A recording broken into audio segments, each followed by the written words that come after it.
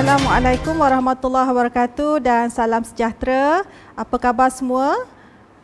Di kesempatan ini saya ingin mengucapkan setinggi-tinggi tahniah kepada semua pelajar-pelajar baru UiTM Cawangan Perak kerana telah mendapat tawaran dan menyambung pengajian masing-masing di kampus yang cantik dan ceria ini.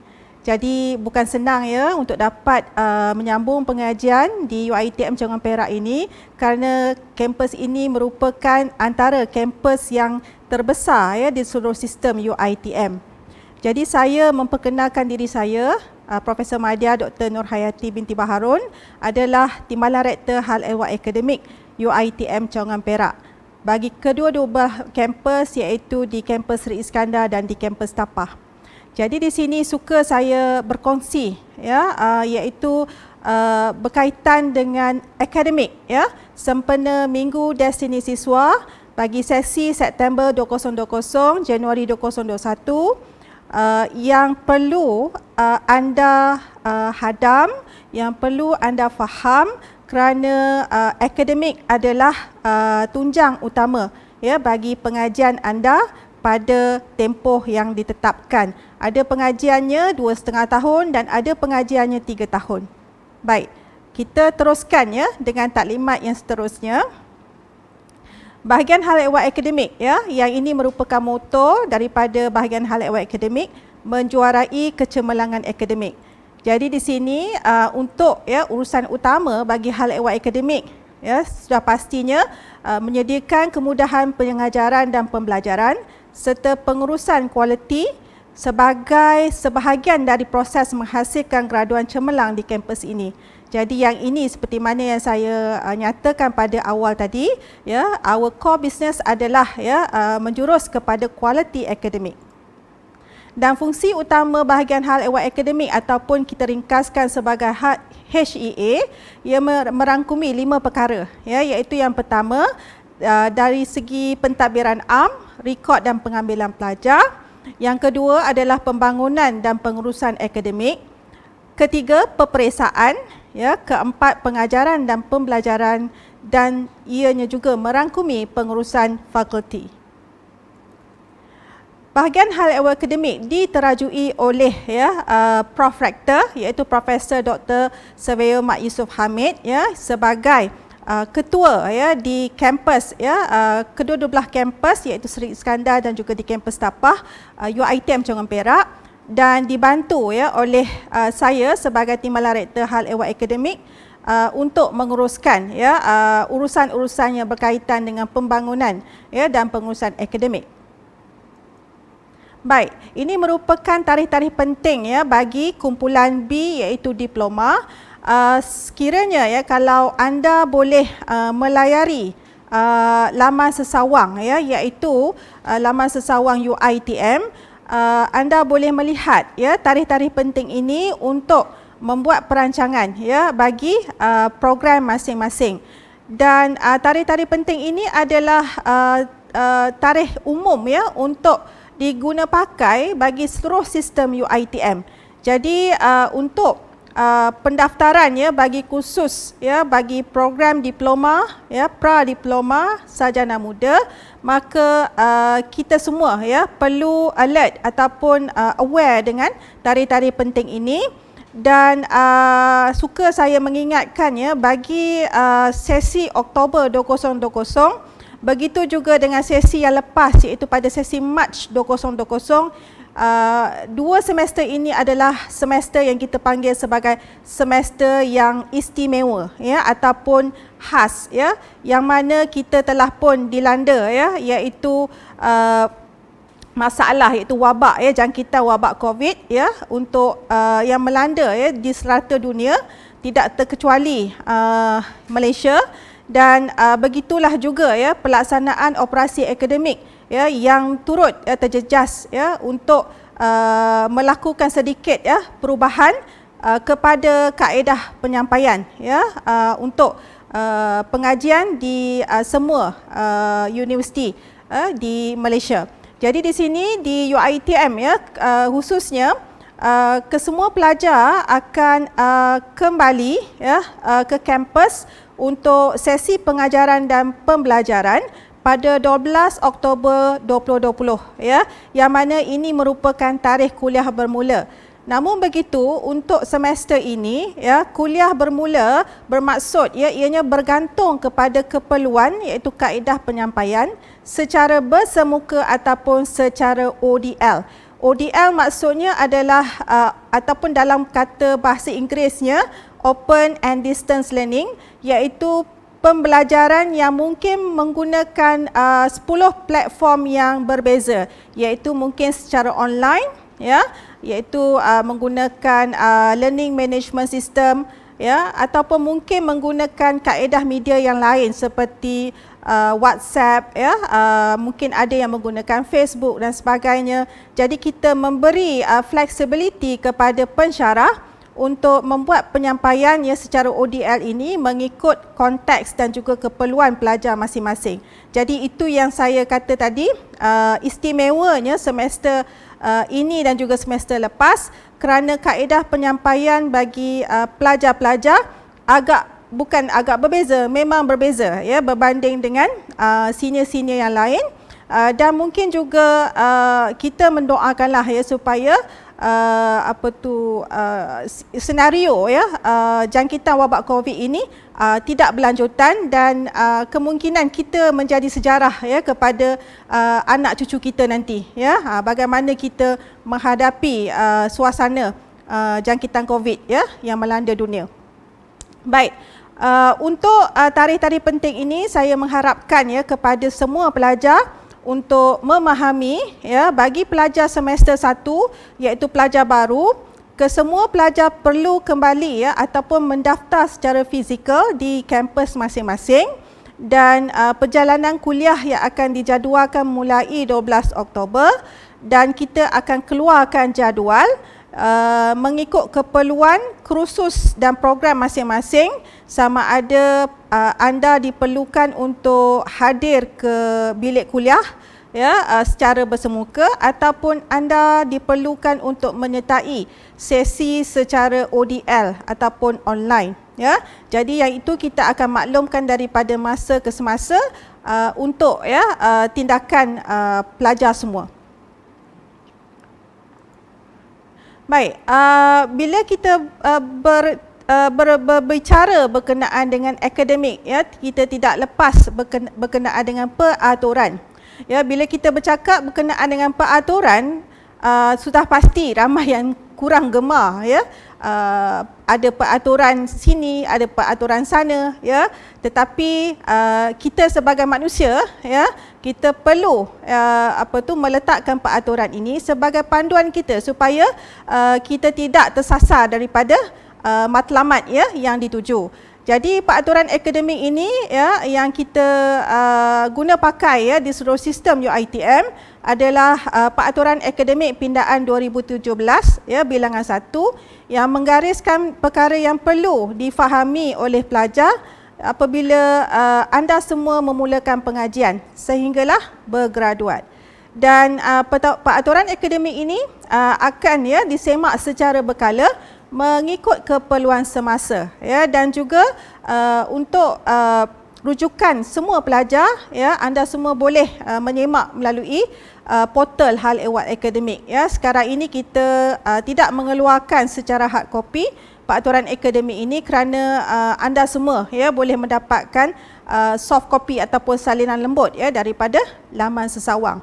Boleh saya katakan ya peraturan akademik ini adalah rakan karib ya anda semua sepanjang pengajian kerana ia merupakan panduan ya sekiranya terdapat masalah yang berkaitan dengan akademik, maka ini adalah rujukan utama ya anda semua selain daripada koordinator program ya ataupun rakan-rakan ataupun penasihat akademik ya yang kita akan assign ya anda semua setiap seorang ya mengikut fakulti masing-masing.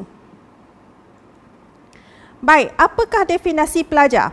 Ya, jadi di sini anda semua ya setelah ya melalui 3 perkara penting ya yang akan kita laksanakan ya bagi calon-calon yang akan mengikuti pengajian di UiTM, sekiranya comply dengan 3 perkara penting itu, maka itu adalah pelajar yang kita maksudkan di sini. Ya, jadi di sini pelajar adalah individu yang mendaftar dengan universiti untuk mengikuti program pengajian yang ditawarkan setelah membayar yuran pengajian dan berdaftar khusus pada setiap semester. Jadi daripada ayat itu ada 3 perkara penting yang perlu kita titik beratkan, iaitu yang pertama, mendaftar dengan universiti. Jadi saya percaya ya kebanyakan daripada anda semua telah pun mendaftar dengan universiti secara online. Ya. Yang kedua, membayar yuran pengajian. Ya. Jadi di situ setiap daripada anda semua perlu membayar yuran pengajian ya pada setiap semester dan juga mendaftar khusus pada setiap semester. Jadi 3 perkara penting ini akan melayakkan anda semua sebagai pelajar UiTM. Jadi ini adalah tanggungjawab anda semualah ya apabila berada di dalam sistem pengajian UiTM. Baik, status pelajar universiti ya merujuk kepada Peraturan Akademik 2.21 seperti yang saya kata tadi, 3 perkara penting: daftar sebagai pelajar, bayar yuran dan daftar khusus ya. Dan perlu diingat, daftar hanya sekali sahaja sebagai pelajar, iaitu hari pertama ya mendaftar untuk rekod kepada universiti, dan jelas yuran dan juga daftar khusus perlu dilaksanakan pada setiap semester ya. Jadi yang ini kita perlu comply. Sekiranya salah satu daripada perkara di atas itu tidak dipenuhi, maka anda semua akan diberi status gugur taraf. Jadi gugur taraf itu satu perkara yang sangat kita elakkan. Itulah ya sebabnya kita letakkan dia dalam warna merah ya. Jadi jangan sesekali anda terlibat ya dengan status gugur taraf ya. Apabila gugur taraf ini, maka usaha-usaha anda semua sepanjang pengajian adalah sia-sia ya. Jadi kita tak nak perkara itu berlaku. Baik. Paparan iStudent Portal ya, yang ini penting ya untuk makluman anda semua ya. iStudent Portal adalah one stop center ya bagi semua informasi ya berkaitan dengan akademik ya, berkaitan dengan hal ehwal peperiksaan ya, berkaitan dengan hal ehwal pelajar dan keseluruhan ya yang meliputi pengajian anda ya. Jadi iStudent Portal, anda semua akan mendapat akses ya kepada iStudent Portal. Maka di sinilah ya segala input-input yang membantu anda semua sepanjang pengajian boleh didapat ya daripada portal ini. Dan untuk pelan pengajian ya, untuk makluman anda ya, setiap daripada pelajar akan ditawarkan ya satu-satu program yang unik ya. Maknanya seorang pelajar ya hanya akan mendaftar satu program saja. Tak ada dalam sistem kita yang seorang pelajar mendaftar lebih daripada satu program. Jadi sebab itu ya pentingnya pelan pengajian yang attach dengan program masing-masing. Jadi di sini pelan pengajian ini ya iaitu merujuk kepada program masing-masing. Ia merupakan kontrak ya UiTM dengan pelajar. Jadi kalau katalah kita menawarkan program diploma ya bangunan, maka kontrak ya anda adalah untuk melengkapkan pelan pengajian bagi program diploma bangunan. Jadi itu perlu difahami ya. Dan pelan pengajian ini tidak sama ya antara satu program dengan program yang lain. Jadi di situlah ya anda semua perlu pastikan yang anda faham apakah pelan pengajian yang telah dikhususkan bagi program anda. Dan pelan pengajian ini kita jana ya untuk setiap daripada anda ya dalam sistem yang kita panggil sebagai sistem SIM ya, iaitu sehari selepas pelajar mendaftar mengikut program yang ditawarkan. Jadi sekarang ini ya pada semester ini anda semua mendaftar secara online ya, maka selepas ya pendaftaran itu mungkin ada sedikit masa yang diperlukan untuk diproses ya, maka sistem akan generate ya record anda semua dan akan dimasukkan di dalam sistem tersebut, maklumat pelajar. Dan dalam pelan pengajian ini mengandungi senarai kursus-kursus yang perlu disempurnakan. Jadi setiap semester dia ada beberapa kursus mengikut susunan yang telah pun diluluskan oleh jawatan kuasa kurikulum dan juga Senat untuk kita guna pakai dan juga kementerian untuk kita guna pakai sepanjang pengajian sehinggalah tamat. Dan kursus-kursus ini perlu disempurnakan, maksudnya perlu lulus sekurang-kurangnya grade C. Jadi kalau below dan C tu dia akan diletakkan sebagai status gagal dan anda semua perlu mengulang semula.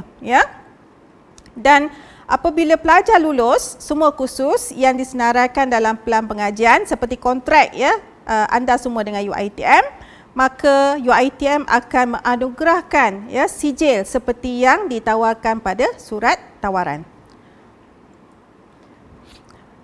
Dan seperti mana yang saya nyatakan tadi di awal taklimat, ada pengajian yang menawarkan 5 ataupun 6 semester bagi diploma, dan bagi sarjana muda ada yang menawarkan sehingga 8 semester. Jadi mengikut surat tawaran yang diterima. Jadi anda boleh semaklah surat tawaran masing-masing berapa semester yang ditawarkan.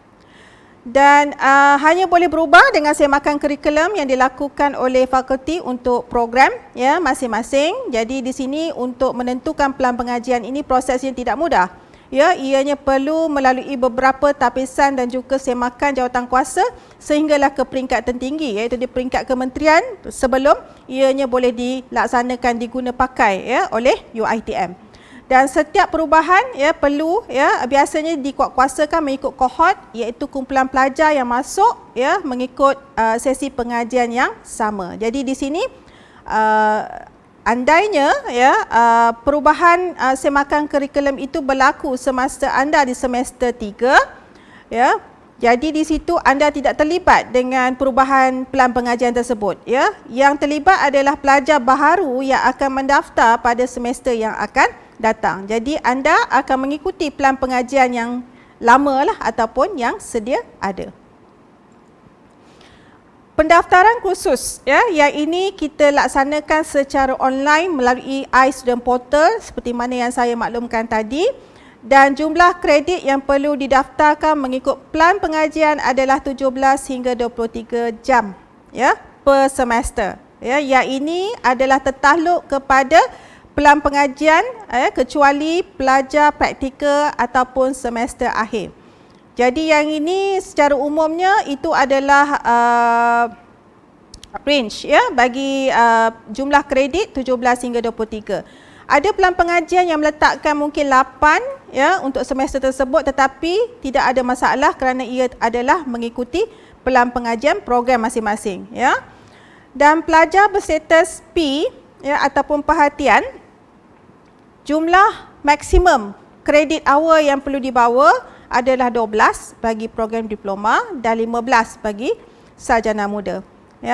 Dan untuk langkah-langkah yang perlu diambil oleh pelajar, perlu melaksanakan pra pendaftaran khusus melalui iStudent Portal, dan perlu membuat pendaftaran khusus dan sekiranya ada pindaan, iaitu sama ada tambah ataupun gugur khusus, dan akhir sekali perlu membuat validasi ataupun pengesahan pendaftaran khusus. Yang ini telah pun dinyatakan dalam jadual ataupun tarikh-tarikh penting tadi yang telah pun saya jelaskan. Jadi saya mohon semua pelajar untuk merujuk kepada tarikh-tarikh penting tersebut berkaitan dengan proses-proses ini. Kerana sekiranya anda terlepas pandang tarikh-tarikh ini, maka ada masalah nanti dari segi penilaian penilaian khusus dan juga peperiksaan dan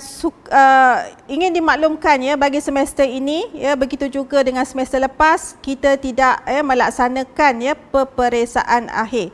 Jadi semua program yang ditawarkan di seluruh sistem UiTM ya, tiada peperiksaan akhir dilaksanakan ya, iaitu ditangguhkan bagi semester ini dan semester lepas. Ya, jadi kita akan ya menerima arahan dari semasa ke semasa sekiranya berlaku perubahan ya bagi maklumat ini. Dan untuk makluman pelajar ya, pendaftaran boleh ditejak ya, itu audit SIM. Sekiranya anda mungkin merasakan anda ada membuat pendaftaran ya, tetapi kita boleh menyemak ya, boleh menyemak melalui SIM ya, siapakah yang membuat pendaftaran tersebut ya, kerana kita boleh jejak ID ya pengguna. Okey, pendaftaran khusus bagi interim. Jadi di sini untuk semester ini ya, kita tidak ada sesi ataupun kuliah interim ya, berikutan dengan wabak COVID ya 19 ya, maka sesi interim pada semester ini ditangguhkan ya. Jadi pelaksanaannya tidak terpakailah bagi semester ini ya, tetapi untuk semester hadapan dan seterusnya kita akan semak semula whether perkara ini ataupun sesi ini akan diteruskan ya, menerusi arahan semasa.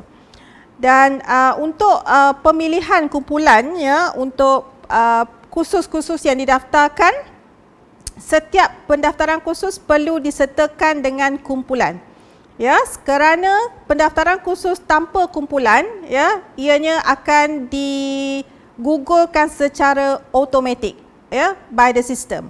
Jadi di situ penting ya, sekiranya pelajar membuat pendaftaran perlu pastikan mendaftar dalam kumpulan yang betul ya.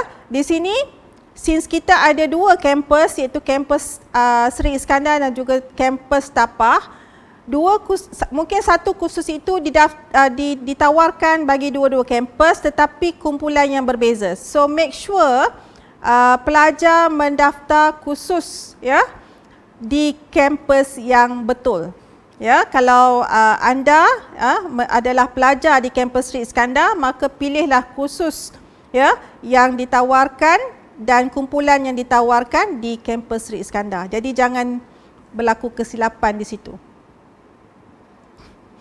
Okey, untuk pendaftaran khusus ya, kalau dulunya kita menggunakan borang ya, tetapi kita telah pun ya laksanakan agak sekian lama, iaitu kita tidak menggunakan borang lagi ya. Pelajar boleh ya menggugurkan kursus yang tertentu dalam pelan pengajian ya, dalam iStudent Portal dalam tempoh yang ditetapkan merujuk kepada tarikh-tarikh penting tadi.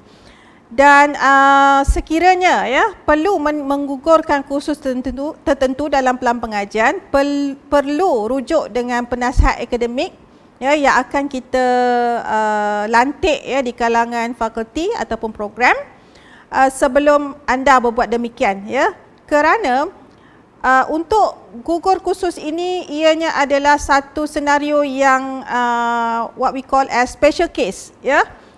Sekiranya anda mengikuti pelan pengajian secara tertib ataupun tidak kita panggil ketinggalan kereta api ataupun bot ya, maksudnya kalau katalah semester 1 ada 6 kursus yang perlu didaftarkan dan alhamdulillah 6 itu lulus dan sebagainya.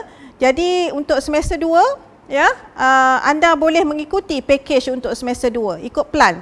Tetapi bagi kes-kes yang kita panggil agak kurang bernasib baik, mungkin dia ada gagal kursus yang ditawarkan pada semester semasa, maka dia perlu mengulang kursus tersebut pada semester kedua dan kemungkinan besar dari segi jam kreditnya telah melebihi maksimum yang kita nyatakan tadi, iaitu 23. Jadi di situ perlu beliau menggugurkan kursus tertentu untuk semester semasa supaya boleh ya mendaftar di dalam sistem SIM. Jadi yang ini sekiranya tidak berlaku ya kes begitu, jadi saya mendoakan ya anda semua clear cut case ya. Tak adalah proses-proses nak gugur daftar, gugur kursus ini ya. Jadi tak ada masalah ya, supaya your journey smooth ya along your study. Okey, dan tidak perlu buat cetakan ya. Kalau dulu setiap kali kita membuat pindaan kita buat cetakan ya. Now tak perlu ya, kerana kita ada gadget masing-masing. You boleh buat screen capture dan sebagainya, dan boleh simpan ya dalam telefon bimbit masing-masing ya. Jadi di situ sebagai buktilah ya yang anda telah membuat pindaan. Okey, untuk pengesahan pendaftaran khusus ataupun validasi, this is very important, iaitu pendaftaran khusus telah pun ditetapkan pada 28 September hingga 5 Oktober. Okey, jadi di situ ada beberapa hari yang kita tetapkan di situ. Jadi mohon anda semua comply dengan pendaftaran khusus. Dan tempoh validasi ya pengesahan khusus yang ditetapkan adalah pada 26 Oktober hingga 9 November. Agak lama di situ ya untuk anda semua bertindak. Namun begitu bagi kes ya pelajar semester 1 tidak ada masalah ya. Saya menjangkakan tidak ada masalah kerana anda mengambil kursus-kursus dalam pelan pengajian masing-masing ya. Jadi yang itu boleh katakan clear cut case lah. Unless apabila pelajar telah pun pergi ke semester 4, 5 dan sebagainya, kemungkinan kes-kes yang saya masukkan tadi yang gagal dan sebagainya terpaksa membuat pengguguran khusus ya, penambahan khusus dan sebagainya. Jadi kes dia lebih complicated ya. Jadi itu yang kita agak bimbang sekiranya pelan pengajian pelajar tidak diikuti dengan sempurna ya. Jadi untuk pendaftaran luar tempoh ya, mulai sesi 20202 iaitu semester lepas, yuran proses permohonan adalah 100 dan yuran proses kelulusan permohonan 100. Jadi di situ sekiranya anda tidak comply dengan tarikh ya pendaftaran khusus yang dinyatakan tadi 28 September hingga 5 Oktober, dan sekiranya membuat pindaan ya ataupun pendaftaran di luar tempoh, maka itu adalah boleh katakan bayaran yang perlu anda bayarlah ya, iaitu 200 di situ ya. Jadi hopefully kita akan comply dengan tarikh-tarikh yang dinyatakan. Dan pentingnya validasi ya pengesahan ya untuk pendaftaran khusus ini kerana bagi tujuan peperiksaan, tetapi not for this semester ya, the coming semester insyaAllah and onwards. Untuk menduduki peperiksaan ya, kita perlu mencetak ya slip kelayakan ya. Jadi slip itu perlu, dan slip itu adalah tally dengan validasi khusus. Jadi di sini to make sure that kursus yang kita ambil itu adalah kursus yang membenarkan kita untuk mengambil peperiksaan ya, adalah bertepatan ya ataupun sama. Okey, status pelajar yang ini saya nyatakan tadi ya, you have to comply dengan 3 perkara ini. Dan apakah tindakan ya yang anda boleh ambil jikanya gugur taraf? Jadi kita ni dalam sistem UiTM ya, kita mengambil berat tentang kebajikan pelajar sebenarnya, memberi peluang ya kepada pelajar. Sekiranya ada kes-kes yang secara tidak sedar tergugur taraf ya, kita memberi peluang ya, iaitu untuk ya tarikh akhir bayar yuran. Sekiranya tak bayar yuran dalam tempoh yang ditetapkan, jadi kita letak ya tarikh akhir bayar yuran bagi semester ini adalah 13 November, dan gugur taraf ya yang kedua iaitu pada 20 November, dan rayuan ya pembatalan status gugur taraf ya iaitu pada 21 November kita buka, dan keputusan daripada rayuan tersebut adalah pada 25 November. Jadi di sini sekiranya pelajar tidak mampu ataupun tidak dapat membayar yuran pada tempoh yang ditetapkan ya, tindakan awal adalah mengisi borang ya, mengisi borang untuk penangguhan yuran. Jadi you ada tempoh untuk membayar yuran sehingga 13 November. Ya, namun begitu sekiranya anda tidak membuat demikian ya, gugur taraf akan diberikan, maka kena buat rayuan pembatalan status gugur taraf. Jadi once dah dapat status gugur taraf ini, maka ya anda perlu buat rayuan dan ada bayaran yang perlu dilaksanakan. Jadi di situ, sebab itu saya kata ya dalam peraturan akademik ya, sekiranya anda faham dan anda akur dengan peraturan tersebut, insya-Allah ya, yuran pengajian yang yang perlu dilaksanakan tidaklah setinggi mana ya. Jadi ikutlah peraturan supaya tidak berlaku extra cost di situ ya. Okey, tarikh akhir bayar yuran ya bagi penangguhan adalah 21 Disember dan gugur taraf bagi penangguhan yuran dan bayar denda ialah 27 Disember. Okey, kepentingan pendaftaran khusus ya, saya nyatakan tadi penting kerana ia merupakan semakan akhir ya untuk melayakkan anda semua menduduki peperiksaan bagi khusus yang ada peperiksaan, dan juga untuk memastikan anda disenaraikan dalam sistem SIM ya bagi proses untuk masuk markah. Jadi di sini kalau anda tidak daftar khusus ya dan tidak daftar dalam kumpulan yang betul, jadi di sini kalau katalah ada 14 minggu ya pelajar mengikuti kuliah dengan jayanya tanpa ada sebarang ketidakhadiran, comply dengan all the assessment yang telah diberikan, cemerlang dengan semua markah yang semua assessment yang diberikan dengan markah yang tinggi. Namun sekiranya tidak daftar ya, usaha-usaha yang dilaksanakan selama 14 minggu ini adalah sia-sia belaka ya. Jadi perlu ingat ya, pendaftaran khusus ini amatlah penting ya untuk dilaksanakan. Jadi saya dah ulang banyak kali daripada tadi ya supaya anda ingat ya sehinggalah tamat bergraduat. Okey, status ZZ jika tidak hadir kuliah, yang ini sangat penting ya kerana bagi sesi kuliah ya secara bersemuka ya dan juga boleh dilaksanakan sesi kuliah secara ODL ini, kita boleh mengambil kira ya status ZZ jika tidak hadir ya pada sesi yang ditetapkan. Ya, jadi di sini ya untuk kehadiran ya anda perlu comply dengan sekurang-kurangnya 80% daripada jumlah jam temu bagi setiap khusus. Jadi kalau tak comply dengan kehadiran tersebut, maka kita boleh majukan nama anda ya ke Jawatankuasa Akademik Negeri untuk diberikan status ZZ dan tidak dibenarkan untuk menduduki peperiksaan akhir ataupun tidak ya diberikan markah ya bagi kerja khusus ya yang tiada peperiksaan akhir ya, yang mana anda akan diberikan grade F ya, grade F dan juga kena denda lagi. Itu sebab saya kata ya, bila kita ada masalah macam-macam ya akan berlaku dengan bayaran ya, serba-serbi dengan bayaran. Okey, penggantungan pengajian ya iaitu peraturan akademik 2.10 ya di bawah Akta 174/1976 ya, gantung selepas disabit kesalahan tata tertib. Yang ini kita kalau boleh ya, saya pun nak cakap slow je sikit ni. Saya agak tak berkenan ya cerita pasal nak gantung-gantung pengajian ni. Ya, jadi kalau boleh kita nak semua pelajar yang mendaftar semua baik-baik belaka, dimudahkan urusan ya dan akan tamat ya pada tempoh yang ditetapkan. Kalau 5 semester ya berada di kampus dan teruslah bergraduat. Ya, jadi begitu. Yang ini mungkin ada yang tersasar ataupun tergelincir lah ya, jadi kita maklum ya, ada kes yang dah tersasar sedikit ya dari segi nawaitu dia nak berada di kampus jadi tersabit dengan kesalahan tata tertib, maka ini adalah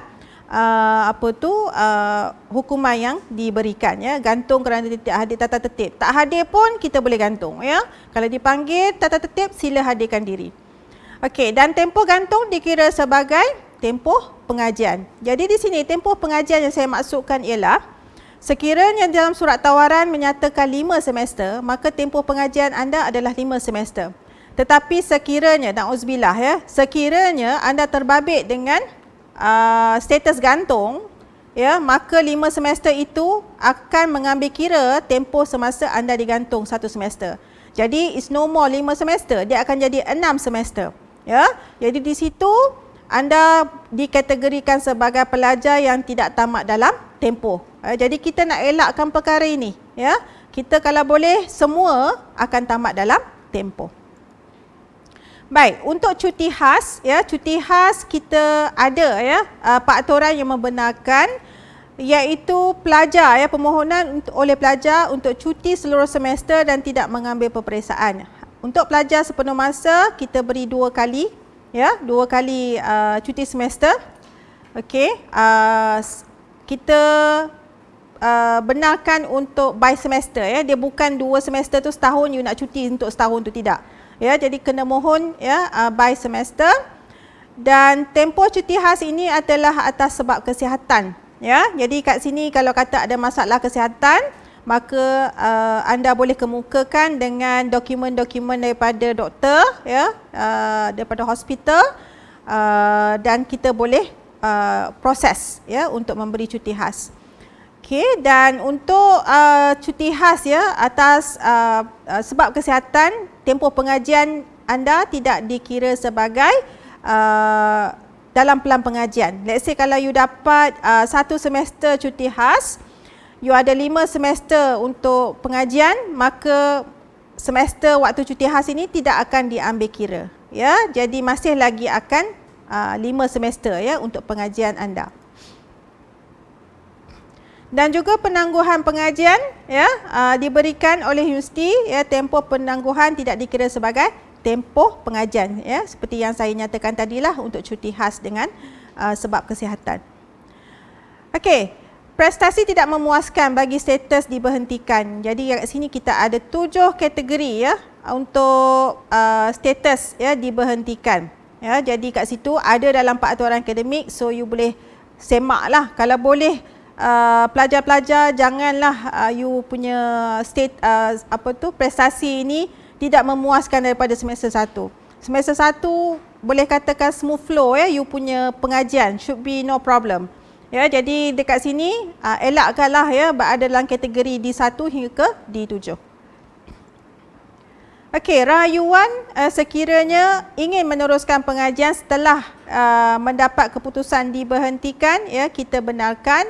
Ya, namun begitu rayuan perlu ya merujuk kepada Jawatankuasa Akademik Negeri ya, tertakluk kepada kelulusan ya Jawatankuasa Akademik Negeri, dan perlu membuat rayuan dalam tempoh 14 hari selepas mendapat keputusan peperiksaan yang diumumkan secara rasmi, dan setiap permohonan adalah RM50 ya.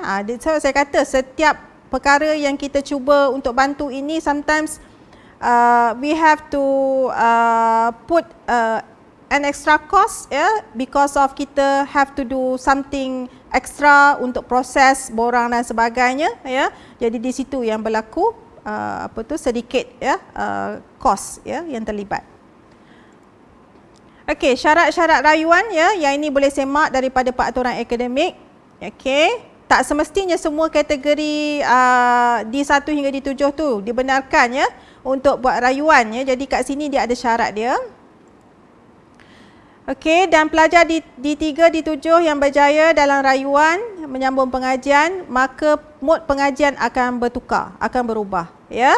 Iaitu kalau sebelum anda diberikan status diberhentikan, mod pengajian adalah sepenuh masa ya. Dan apabila anda membuat rayuan untuk meneruskan pengajian dan diluluskan, maka mod pengajian telah pun berubah daripada sepenuh masa ke separuh masa.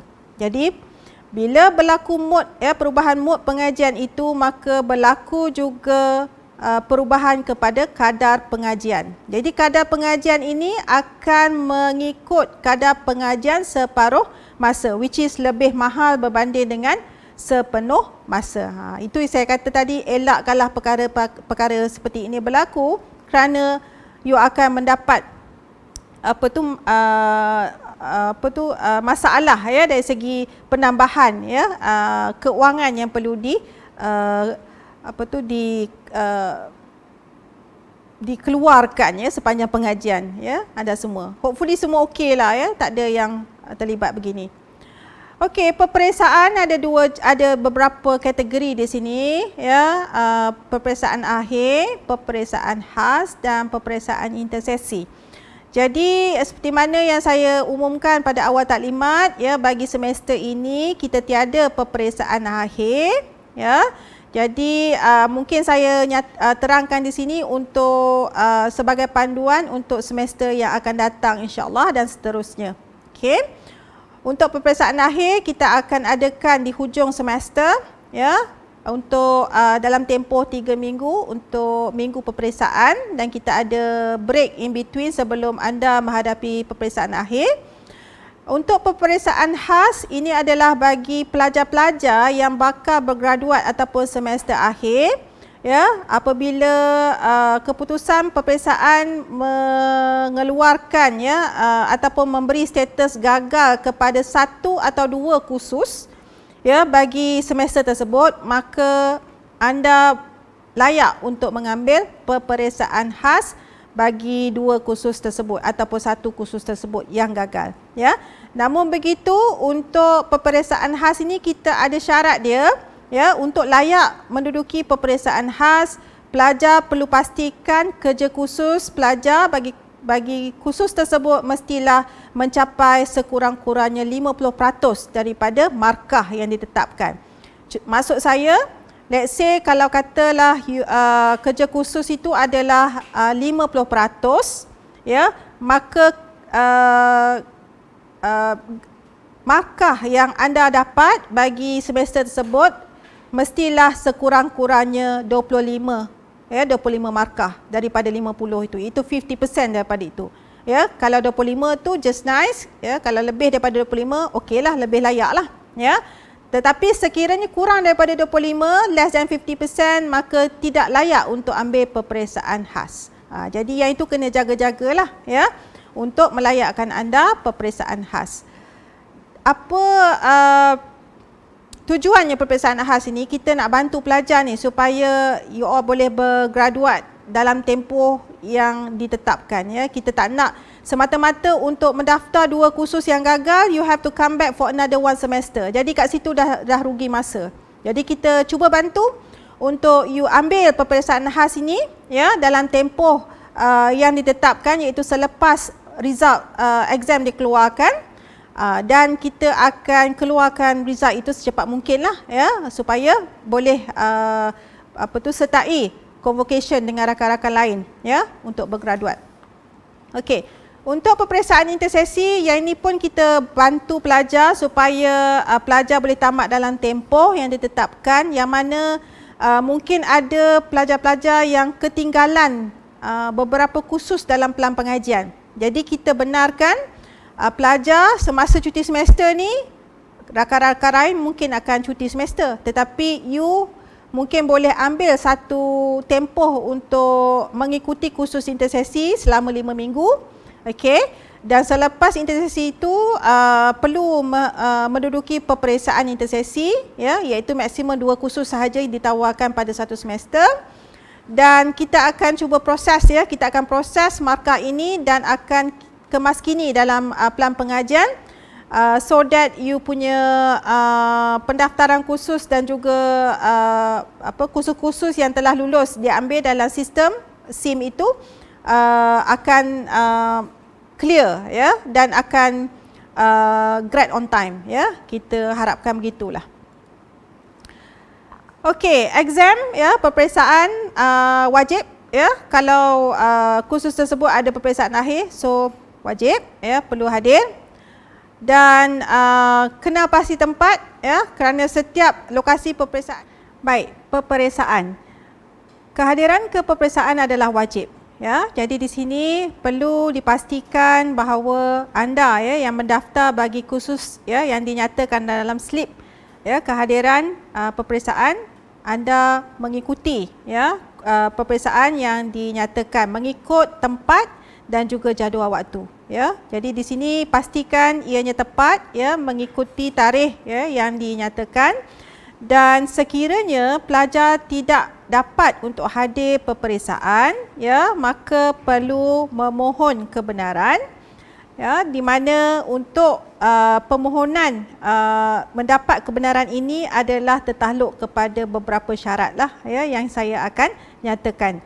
Dan perlu fahami peraturan peperiksaan, yang mana untuk pelajar semester 1 kita akan buat talimat, ya, di hujung minggu, ya, di hujung minggu semester, maka kita akan panggil semua pelajar semester 1. Kita akan beri taklimat untuk memberi panduan, ya, bagaimana untuk mematuhi peraturan peperiksaan. Tetapi untuk pelajar semester ini kita tidak ada peperiksaan akhir, jadi insya-Allah untuk semester depan sekiranya kita dibenarkan untuk mengadakan peperiksaan akhir, maka kita akan buat taklimat, ya, untuk semua insya-Allah. Baik. Untuk perkara, ya, yang berkaitan dengan peperiksaan khas dan peraturan akademik, yang ini adalah infografik yang boleh dirujuk bagi program diploma dan sarjana muda. Saya dah nyatakan tadi lebih banyaklah, ya, berkenaan syarat-syarat tersebut. Dan untuk, ya, mendapatkan borang-borang yang saya nyatakan tadi, iaitu untuk memohon cuti khas, menarik diri, ya, dan sebagainya, ada, ya, di laman sesawang, ya, hal ehwal akademik. Jadi boleh dirujuk di situ. Dan untuk pelajar-pelajar yang mendapati, ya, tidak sihat, ya, dan juga terlibat dengan kemalangan, maka pelajar, ya, boleh kemukakan sijil cuti sakit, ya, daripada hospital, klinik, pusat kesihatan kerajaan ataupun pusat kesihatan UiTM. Dan borang ini perlu dikemukakan dalam tempoh 24 jam selepas tamatnya peperiksaan yang tidak dapat, ya, anda hadiri. Jadi yang ini kena comply lah syarat itu, ya, untuk mendapat kebenaran tidak hadir peperiksaan. Baik, kebenaran tidak menduduki peperiksaan ini penting, ya, kerana sekiranya anda tidak mendapat kebenaran, maka status yang kita letakkan dalam keputusan akademik nanti adalah status YY, ya, ataupun ianya sama dengan nilai grade F. Bila grade F ini maksudnya anda gagal kursus tersebut, ya. Jadi bila gagal, dia akan menjejaskan prestasi untuk pengiraan CGPA, maka ianya tidak baiklah, ya, kepada rekod akademik anda semua. Dan status YY ini juga akan mengakibatkan implikasi bayar proses, iaitu 100. Bayar lagi duit, kan? Jadi kat situ elakkanlah, ya, daripada terlibat dengan masalah-masalah seperti ini. Jadi kalau tak sihat, ya, ada dokumen yang rasmi untuk dikemukakan, maka kemukakanlah, ya, sekiranya tidak dapat hadir exam kepada Timbalan Rektor Hal Ehwal Akademik.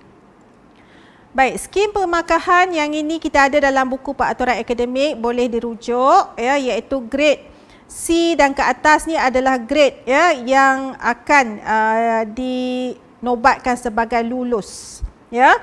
Jadi kalau A dengan A+ tu adalah cemerlang lah, ya. Jadi kita doakan semua mendapat A dan A+ ni, ya. You all semua adalah yang terbaik. Tetapi kita elakkan daripada C- ke bawah ni. Ya, yang ini kita katakan banyak kes nantilah, ya, akan rentetan daripada grade C- ke bawah. Okey, status keputusan peperiksaan kita ada beberapa kategori, ya. Yang terbaik sekali adalah anugerah Naib Chancellor, yang ini tamat dengan anugerah Naib Chancellor, yang mana pada setiap semester pelajar mendapat anugerah dekan secara konsisten. Jadi di sini pelajar layak dianugerahkan sebagai ANC apabila tamat bergraduat. Okey, dan sekiranya tamat dengan anugerah dekan, ya, iaitu pada semester akhir kita akan bagi dia status TS. TM adalah tamat, anugerah dekan adalah anugerah yang diberikan pada setiap semester apabila GPA mencapai 3.5. Okey. Lulus dan juga perhatian. Perhatian tidak memuaskan ini yang mana saya letakkan tadi sebagai P1 dan P2 merujuk kepada peraturan akademik, ya. Jadi kat sini kalau daripada diploma, jam kredit yang dibenarkan untuk daftar pada semester akan datang adalah 12. Kalau degree 15. Okey, ataupun D, gagal diberhentikan, iaitu di 1 hingga di 7 yang saya nyatakan tadi. Okey, ini anugerah dekan saya nyatakan tadi adalah, ya, anugerah, ya, kepujian memperolehi minimum PNG 3.5 dan sekurang-kurangnya 12 unit kredit, tidak termasuk kursus berbentuk lulus dan gagal. hanya kursus-kursus yang ada grade sahaja akan diambil kira lah ya untuk melayakkan anda mendapat anugerah dekan pada sesuatu semester. Anugerah Naib Chancellor secara konsisten setiap semester anda mendapat anugerah dekan ya, maka kita boleh kategorikan anda sebagai penerima anugerah Naib Chancellor. Okey, perhatian kepada pelajar ijazah ya, yang perlu pelajar ijazah perlu duduk dan lulus semua kursus di dalam pelan pengajian termasuk kursus EET 699.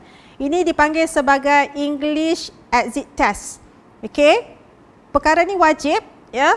Without this EET tidak akan melayakkan anda semua untuk tamat pengajian. Jadi perlu lulus this particular course. So, kita akan arrange ya bagi pelajar-pelajar degree ini untuk pastikan anda lulus EET 699. Untuk pelajar AP243 ya daripada seni bina perlu mempunyai CJ Muat, lulus dan tidak tamat tempoh serta dikemaskini di dalam SEAL sebagai syarat bergraduat. Jadi yang ni CJ Muat ni mesti pastikan sebelum anda tamat anda lulus ya untuk muat ini ya, dan tidak tamat tempoh lah CJ muat itu ya, perlu pastikan. Prestasi tidak memuaskan tadi saya nyatakan P1 dan P2 ada dalam peraturan akademik, boleh anda rujuk. Okey, bagi kes rayuan untuk semak semula skrip jawapan peperiksaan akhir dibolehkan dibenarkan bagi yang ada final exam sahaja. Okey. Dan ini adalah kitaran akademik pelajar ya, bermula daripada kuliah bermula, okey, bayar yuran, daftar ikut kumpulan, ya. Sorry, dia akan mula sini. Kuliah bermula, ya, saya terbalik pula ya. Kuliah bermula, validasi khusus, ya, semak, status, sama ada gugur taraf dan sebagainya, okey, dan proses ini akan berlaku secara berulanglah sehinggalah semester anda bergraduat, itu tamat pengajian. Jadi infografik ini jelas ya menyatakan proses-proses akademik yang berlaku bagi satu semester. Okey, yang ini isu plagiarism memang ya kita hadapi masalah juga ya, yang mana ramai pelajar-pelajar terlibat dengan plagiarism ini ya. Ini termasuklah cuba meniru dalam dewan peperiksaan ya.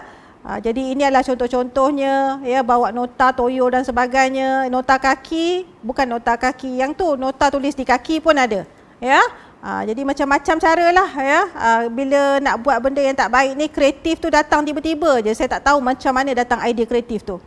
Okey, dekat kalkulator pun ada ya, sekecil-kecil tulisan pun ada. Jadi yang ini kita dah dapat tangkap, tulis kat kuku pun ada ya. Yang ni dulu telefon lama ni, sekarang ni tak ada dah ni. Ni semua dah purba color dah. Sekarang ni dah telefon lebih canggih kan. Jadi lagi canggih lah you all punya idea kan kalau nak meniru ni. Jadi saya doakan you all tak terlibatlah dengan perkara-perkara tak sihat ini ya. So janganlah ya. Lagi satu, plagiarism juga meliputi apabila kita terlibat dengan media sosial ya, yang sentiasa kita rujuk ya dari masa ke semasa. Kita seringkali cuba copy paste ya info-info yang kita dapat daripada sesuatu sumber without acknowledge the source taken daripada mana. Jadi yang ini pun salah satu daripada aspek plagiarism juga. Jadi di sini pelajar-pelajar kalau kata nak buat assignment, you rujuk kepada satu sumber ya. Jadi prosesnya jangan kita ambil kesemua phrase dalam sumber tersebut dan kita jadikan dia sebagai bahan penulisan kita. Yang itu adalah tidak sihat ya, yang kita panggil sebagai plagiarism juga. Jadi di sini kita olahkan ayat tersebut, kita hasilkan dengan ayat kita sendiri dan kita kena letakkan sumber di mana kita mendapat rujukan tersebut. Jadi itu adalah cara ya kita membuat rujukan dengan betul. Okey, so saya mohonlah ya, sebab kita ni pun memang tidak dapat lepas daripada media sosial ni. Jadi kita banyak terdedah dengan bahaya plagiarism ini di mana-mana sahaja. Okey, dan peringatan sekiranya terlibat maka akan disenarai hitam dan tidak dibenarkan menyambung pengajian di UiTM lagi. Jadi yang ini kita cuba elakkanlah ya. Okey, aktiviti akademik, bila kita bercakap dengan akademik, jadi jangan rasa stres ya. Asyik kena belajar, asyik kena tengok Pak aturan akademik kan. Jadi rasa macam not enjoy lah ya belajar di IPTA ni ya. Sebenarnya enjoy ya. It's not only academic sahaja you kena follow all the 14 weeks. Tetapi in between tu you boleh selitkan aktiviti-aktiviti yang lebih lebih memberi motivasi kepada anda semua untuk meneruskan pengajian ya. Jadi di sini kita juga memberi peluang kepada pelajar untuk aktif bersukan ya dan boleh mendapat kejayaan ya, mendapat pingat dan sebagainya. Kita open ya untuk pelibatan-pelibatan ya daripada semua program ya, tidak terkecuali.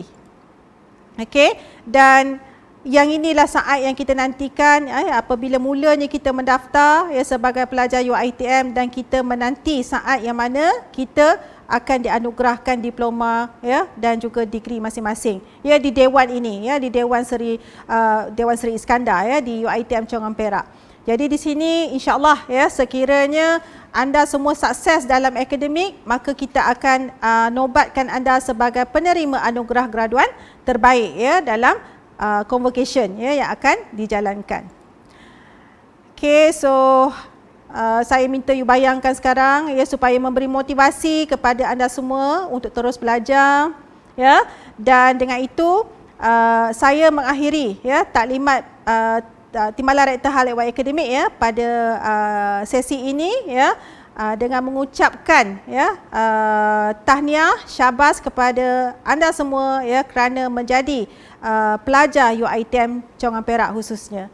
Jadi dengan itu saya sudahi ya, wabillahi taufiq wa hidayah. Assalamualaikum warahmatullahi wabarakatuh. Sekian, terima kasih.